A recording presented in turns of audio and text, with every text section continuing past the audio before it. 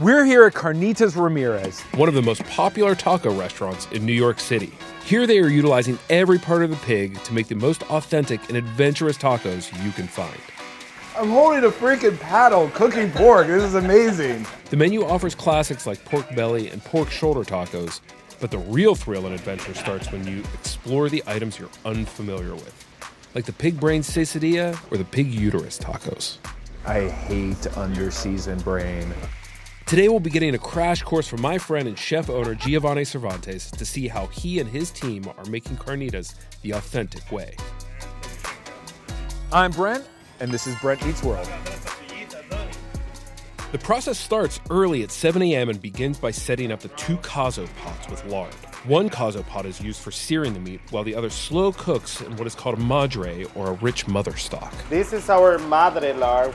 This is one of the most important ingredients. It's the most important ingredient. That's where you keep your flavor, your identity as a carnitas place. If something particular that people is gonna taste in your food, Yeah, it's gonna come from that. the best restaurants and the best tacos have the best mother. Yeah? Yeah. This one we're gonna wait now until it's gonna be at a good temperature, which is gonna be around 300, 320.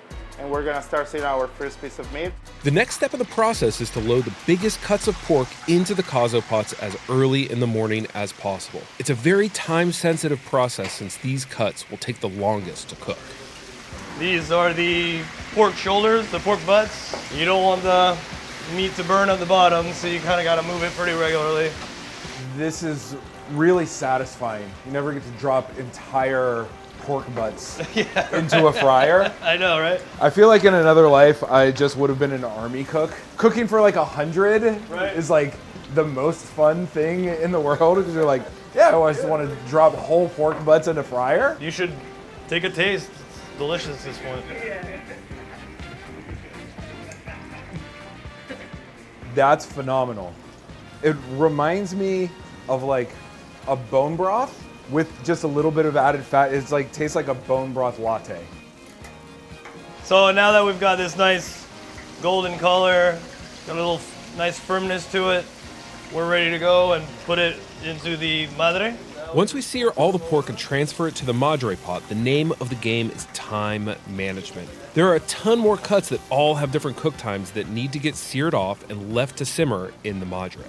Everything that's gonna be cooked today is gonna end up in one pot. Yeah, So Yeah. you have to time it all correctly. exactly. How many different meats are we cooking and how many different tacos are on the menu?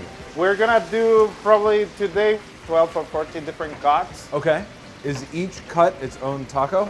Yes, definitely, but like also I guess the magic and the fun of carnitas is to mix and match. But mathematically, you can mix that like what, like 100 times? Sure. The fun of that, like the most extreme, like of that idea, let's say, it's our surtida taco, which is the one that we recommend to everybody to try. That's just like a little bit of pieces of all the cuts in one taco. Why cook everything in one pot instead of, all right, we have 10 different cuts. We can have 10 different pots here. I never saw that before. Like I seen restaurants that has a lot of pots, Yeah. or it's because they're making a lot carnitas, but it's not because they divide the different cuts into different pots So like the essence of carnitas is, to combine them. It's like that, you know, it's like a nice orgy experience, you know, like it's like everything is together, you know. pretty good party. While these bigger cuts continue to simmer in their gooey, delicious fat, we need to prep the quick cook items like pig's head, ears, and snout. These heads we get in have already been deboned. So here you can Nice. see the tongue, you got some cheeks in here, you got your ears. What we're mostly after in the snout, what we call the papada, the jowl. What are we ultimately making with this head? We wanted to use as many parts of the pig as possible. We wish we could just buy whole pigs, but then we wouldn't have 2 ears a day, and Yep. people want more than 4 True. tacos, Yeah. 8 tacos a day. So now we got to get shaven. They do. Pigs come with hair. Pigs come with hair, as you can see here. One thing that nobody wants to eat is hair. Yeah, I mean, people are skeezed out by hair. Rightfully so. You want to try one? You want a little shave? Yeah. There you go. Have at it. You know, you guys are like the dream customer for a butcher shop because, you know, we get 4 or 5 pigs every week. That's only 8 or 10 ears. But like, I want them to go somewhere, and like, we can't sell them all the time. I love that you guys use every single piece. So yeah, Gillette Mach 3 sponsorship is what we're looking for. As I finish up cleaning the wax out of this pig's ear, our focus shifts to the parts of the pig that really make this restaurant unique. So next things we need are the chamorro, the rabo, nana, oreja, and cachete. Let's get those ready. You know what's nana? No, it's Nana. Nana is the uterus. Duolingo doesn't teach Nana. Yeah. Is this typical? Like, do most Carnitas restaurants have such a breadth of things? Is anyone else serving uterus? Yeah, I mean, like, you will literally find them way more often in like old school generational type of like Carnitas shops. My grandma or like people who are in that generation, they used to love all these like weird like cuts, right? Like Yeah. organs, that sort of stuff. So this is our, we call it a ponche. So we put it in this ponche to keep it contained because there's small pieces. And, Okay. you know, later on trying to fish them out get a little confusing with other broken down stuff. So with this guy, we'll just plunge right in here slowly. These offcuts like tongue, ear, uterus, these are what Carnitas are all about. Gio has created space on his menu for people to experience something out of the norm, and nothing shows that more than our next item. All right, so we're gonna start making our Sesadilla. It's basically a brain taco that usually comes like on a hard shell tortilla. So this is just brains, right? Yep. No, really no mistaking it. The thing about this is like once you start cooking them, they all kind of like melt. It doesn't hold its shape. To start the process is like we just put some garlic, and epazote is gonna be added at the same time with the sesos, with the brains, and we're gonna have some scallions as well. Then I'm gonna start adding the brains. Again, you can see that the shape and the texture is super soft, super creamy. I wouldn't tell you. I'm gonna be honest. I'm not weird about a lot of things. I'm a little weird about brains. Yeah? Yeah. I mean, I wouldn't tell you to taste them just right now. Thank you. Thank you. And now the flavors start getting way much better. So you can try it, my friend. You'll let me know if we need to have some salt. I hate under-seasoned brain. Let's go ahead and give it a try. First things first.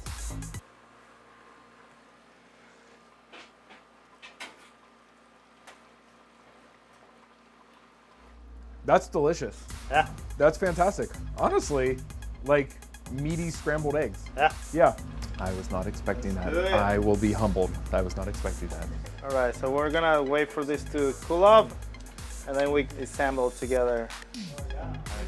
Okay, so now we have the fully cooked brain. Now we're making the quesadilla. That's it.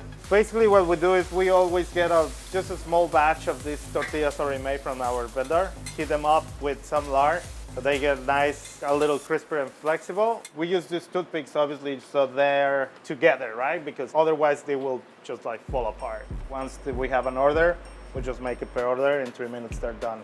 It's basically a pierogi. This for me is so special. When I was a teenager, I actually went into English school. Part of the reason I loved to go to that school it was because there was a Gorditas de Chicharrón spot right in front of the school. And bro, I was just so in love into it. This meaty looking head cheese type cake thing that chef is so passionate about is called prensado. It's basically a solid unit of all of the cooked cuts stuffed into a 5-gallon bucket, pressed overnight, sliced, fried, and stuffed into a gordita. Similar to your adolescence of this, like when I decided I was going to be a butcher, Yeah. my parents were like, what? My dad didn't give a Okay. until one day, do you know Scrapple?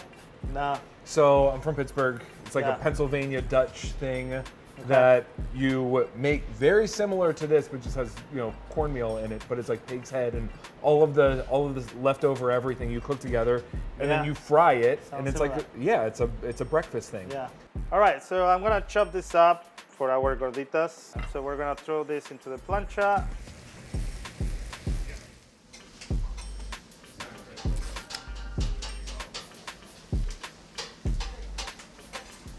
So now we're building up the gorditas one by one.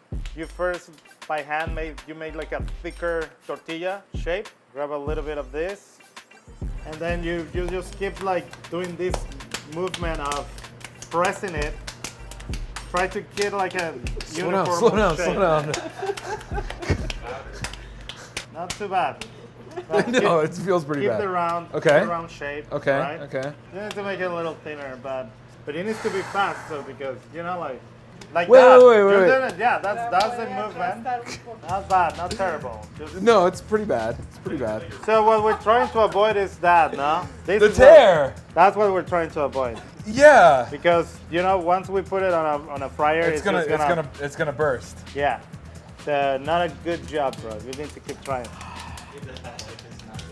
I do not like not being good at things. All right, I'm gonna leave it to you. One of the last things to be fired off right before service is called the Chicharrón Carnudo. It's a giant slab of skin-on pork belly seared for about 15 minutes. This technique creates an incredibly crunchy exterior while keeping the belly tender all the way through. We gotta open up in 15 minutes, so we're gonna move everything out of this caso and get it into all these pans. All right, what's the process? How do we sort this? You just kind of start fishing and put it where it goes, right? Put it where it goes. Now that everything is done, we fish out all of the cuts from the Madre, organize them in specific bins, and put them on display so customers can start mapping out their perfect taco experience. 2 minutes, ready for service. Let's go. We're efficient. Pásale. All right, we got our full order, everything we cooked today.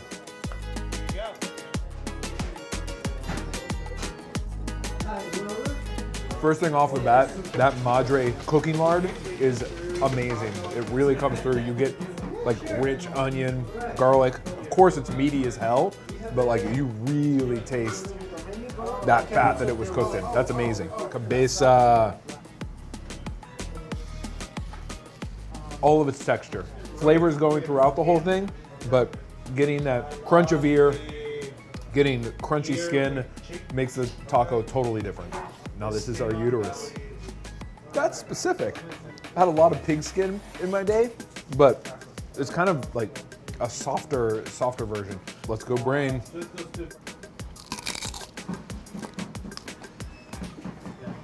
Keep coming back to scrambled eggs, and it's not that dissimilar.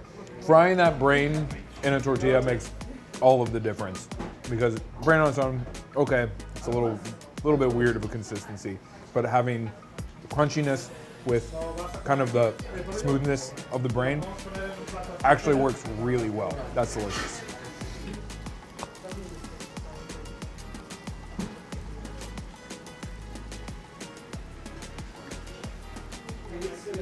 Don't miss this. Wow.